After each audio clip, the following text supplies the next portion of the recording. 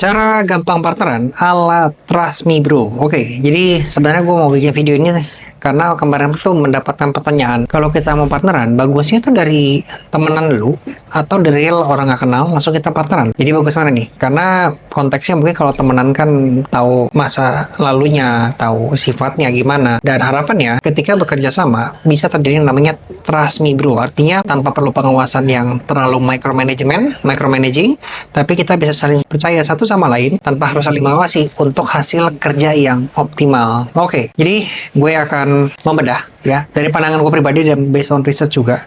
Kira-kira bagus mana nih? Teman dulu atau partner dulu? Nanti tinggal lu yang memberikan jawaban. Apakah kita mau dari teman atau dari partner yang belum kenal sama sekali untuk menjalankan project Trust Me Bro. Jadi ujung-ujungnya Trust Me Bro ya. Jadi nggak mengenal teman ataupun partner ataupun orang baru. Yang penting Trust Me Bro ini bisa terwujud dengan baik. Oke, selamat datang di belajarpublicspeaking.id bersama dengan gue sama Moses. Kali ini kita akan membahas cara partneran ala Trust Me Bro. Siapa di sini yang pernah partneran tapi malah bubar karena trustnya retak? Ada? Ya, semoga bukan para netizen ya yang lagi nonton video ini ya. Atau mungkin yang pernah terlalu percaya ujung-ujungnya karena tipu manis. Ada nggak? Atau ketiga, pernah pengen banget punya partneran yang solid, yang cukup bilang, trust me bro. Oke, dan langsung jalan. Ayo, ada yang kepengen nggak? Nah, kalau misalnya dari pertanyaan-pertanyaan sebelumnya, pertanyaan pertama jawabannya pernah yes, yang kedua yes, yang ketiga yes, artinya lu cocok banget nonton video yang satu ini ya. Jadi, jangan di skip, tonton sampai akhir dan pastikan dapat informasinya, sehingga lu nggak salah pilih partner. Kita masuk ke part yang pertama. Apa sih maksudnya Trust Me Bro Partnership?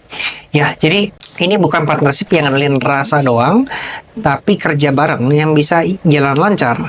Cukup pakai kata bro percaya aja ya, dan lu tahu dia beneran megang amanah. Jadi Trust Me Bro di sini artinya level kepercayaan di mana intuisi, integritas, dan track record udah saling nyambung kayak password dan fingerprint. Ya, jadi ingat ya Trust Me Bro di sini bukan yang gua banyak lihat kasus di lapangan. Oke, gue percaya lu, tapi percaya di sini karena nggak enakan udah buat negor, nggak enakan buat diskusi bareng, nggak enakan untuk nih ya membahas bisnis atau discuss everything ya secara bareng-bareng. Atau mungkin satu lagi, Trust Me Bro di sini didefinisikan sebagai malas untuk membahas sebuah persoalan dan dipecahkan secara bersama-sama ya, karena kalian partneran.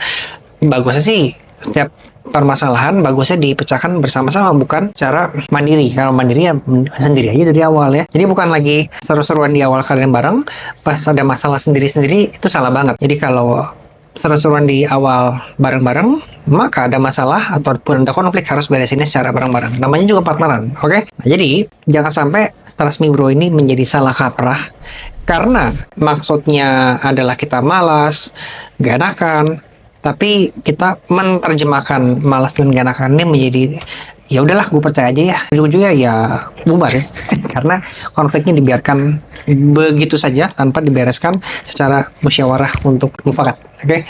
Nah, makanya sekarang kita masuk ke part yang kedua ya, masalah partneran yang gagal. Oke, jadi ketika Trust Me Bro ini tanpa pengawasan dan salah definisi karena lu males, lu gak enakan buat negor, lu nggak siap untuk mengatasi konflik dengan sedikit panas tapi ujungnya bisa beres, maka ujung-ujungnya bisa muncul saling curiga tapi nggak pernah dibahas. Itu yang pertama. Oke, ini bisa potensi partneran yang gagal. Yang kedua, nggak ada struktur pembagian tugas atau profit. Yang ketiga, salah satu baper, yang lain cuek. Yang keempat, terlalu banyak janji tapi actionnya nol.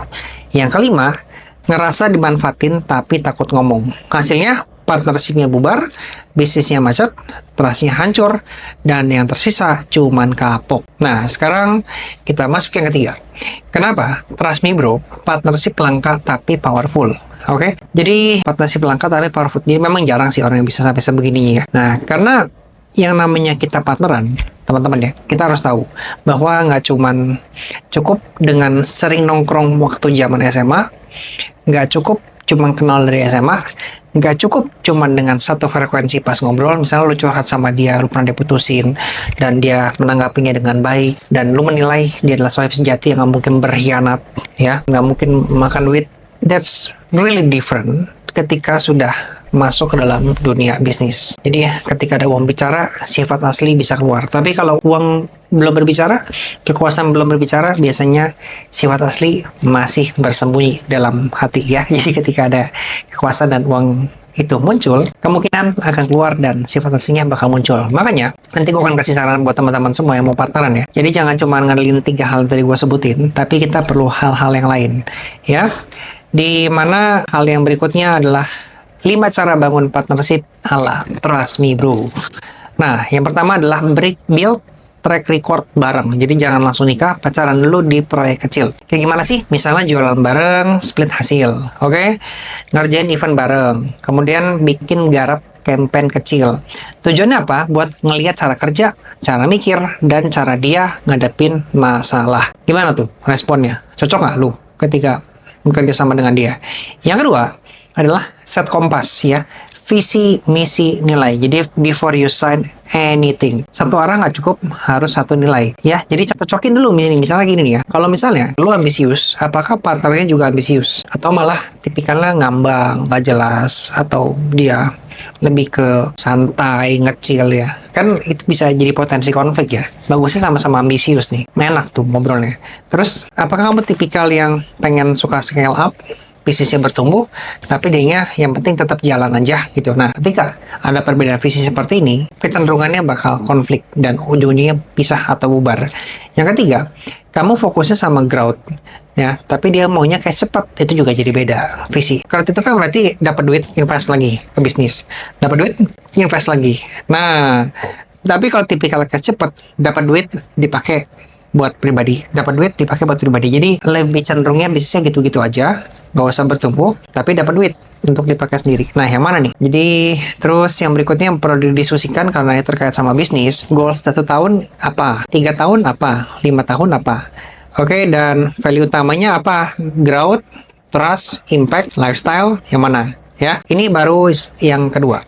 Set kompas. Yang ketiga, sekarang kita masuk ke elemen 3, dokumentasi everything. Biar trust nggak harus tebak-tebakan. Jadi trust itu bukan tanpa aturan, tapi justru ada struktur, makanya bisa dipercaya. Ya, bikin minimal nih ya, lu harus punya yang namanya MOU, kesepakatan umum, pembagian kerja dan hasil, skenario kalau gagal, kalau sukses, dan kalau ada yang mau cabut. Ini gimana skenarionya? Ya, lu bisa memakai something like Google Docs, Notion, Trello, atau e-signature tools untuk membantu bikin-bikin dokumentasi seperti ini ya. Memang kedengaran lebay kali ya untuk kategori partneran, kayak bukan Trust Me Bro banget ya. Cuman namanya kita mencegah hal-hal yang nggak diinginkan di kemudian hari. Dan sebelum berlanjut ke proyek yang lebih besar, kita melihat dulu kecocokan dari skala yang kecil. Jadi kalau masih sekecil itu, diberesinnya lebih gampang. Ketika kalau sudah terlalu besar, akan makin kompleks dalam memberesinnya. Nanti misalnya lu sama partner lu udah jadi bos besar di Indonesia, perusahaannya sudah menjalan kemana-mana, udah menggurita. Tiba-tiba kalian berdua konflik ya. Wah, itu beresinnya lebih susah. Perang saudara, perang kekuasaan, ya, perang dalam internal perusahaan. Akhirnya karyawan yang jadi bingung harus ngikut ke siapa. Ujung-ujungnya bukan perusahaan makin berkembang, tapi malah makin hancur. Nah, justru mumpung masih kecil, minimalisir dulu resikonya. Lebih baik banyak kesalahan-kesalahan, banyak konflik di awal-awal, supaya nanti pas gede sudah tahu cara ngatasinnya. Gitu ya. Menurut Harvard Business Review, clarity dalam partnership meningkatkan 54% efektivitas komunikasi dan 37% potensi revenue jangka panjang ya. Nah, sekarang kita masuk ke poin yang keempat. Namanya adalah transparansi sama dengan mata uang utama. Ya, jadi kita harus transparansi, harus terbuka.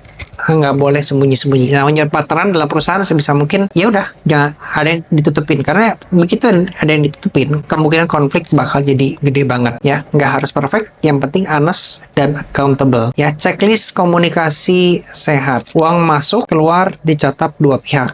Masalah muncul, bahas cepat, bukan dibiarin. Update rutin. Ya, jadi weekly meeting 15-30 menit, nggak usah lama, yang penting jalan. Itu penting ya. Jadi warning buat teman-teman semua, kalau partner kamu susah diajak ngobrol, untuk jujur, dan susah ngasih update, itu sudah ciri-ciri dari red flag. Yang kelima, sekarang kita masuk ke dalam recovery plan. Jadi ini harus disiapkan ketika kalian masih dalam situasi yang happy, yang bahagia, masih damai. Karena namanya kita berhubungan sama orang, potensi untuk gangguan itu tinggi banget. Pasti akan ada namanya turbulensi dalam hubungan, ada guncangan. Tapi ketika kita sudah punya aturan, sudah punya something like kesepakatan ya, untuk menangani ini, kalau misalnya diantara kita berdua ada konflik, harus bagaimana, lu bakal punya speed recovery yang bagus banget ya. Jadi lu punya kecepatan untuk memulihkan hubungan supaya nggak berlarut-larut dan fokus ke dalam yang namanya produktivitas kerja kembali. Jadi contohnya kayak begini ya. Nanti kalau misalnya kita ribut, gimana nih? Siapa yang jadi mediator?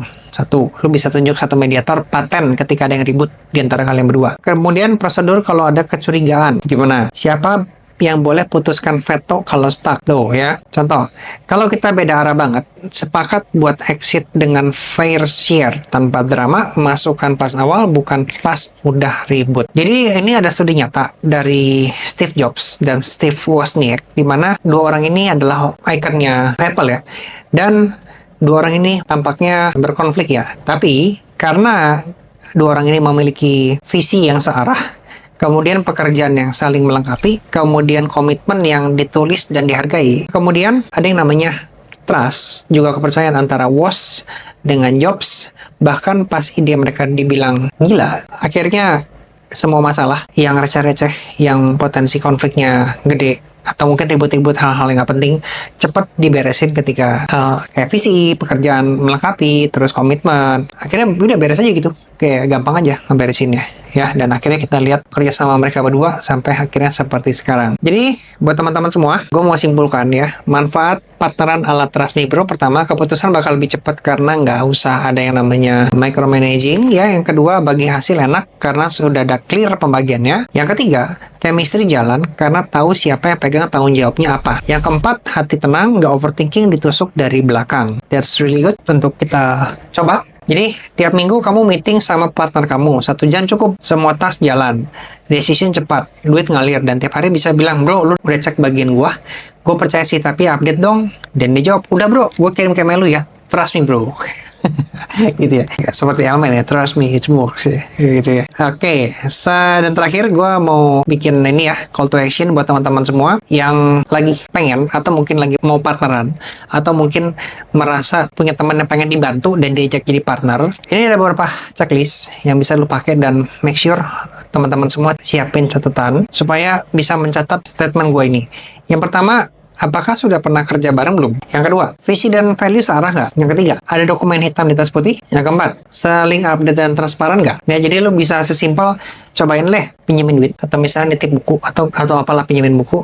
Apakah dia sangat-sangat care dengan buku yang lu pinjamkan, atau hal yang lu pinjamkan? Apa dia atau dia gampang lupaan aja? Nah, itu juga jadi penting ya. Terus yang kelima, apakah ada SOP kalau konflik? Ya, jadi kalau semuanya yes, ya let's ride or die. Silahkan dicoba. Nah, buat teman-teman semua yang lagi cari e-course tentang communication skill, gue punya banyak e-course di bawah sini yang langsung dengan materi berkurikulum dan ada contoh implementasinya. Dan gue merasa ya, yang gue susun ini sih sudah oke banget, dan ternyata memang banyak yang merasa materi gue itu sudah memberikan hasil yang signifikan buat mereka semua sudah pernah mencoba materi gue dan mempelajarinya. Jadi memang ada materinya, ada contoh-contohnya sehingga gampang dimengerti, dan ada agenda untuk implementasinya sehingga mereka bisa langsung praktek dari ilmu yang sudah gue bagikan. Kalau tertarik, mampir dulu aja, lihat dulu seperti apa ya. Siapa tahu bermanfaat, tapi kalau nggak tertarik juga nggak apa-apa. Minimal lu sudah dapat insight, maybe someday lu ketemu kasus bisa balik lagi ke materi yang ada di situ ya. Gue dengan sama Moses, sampai jumpa di video berikutnya.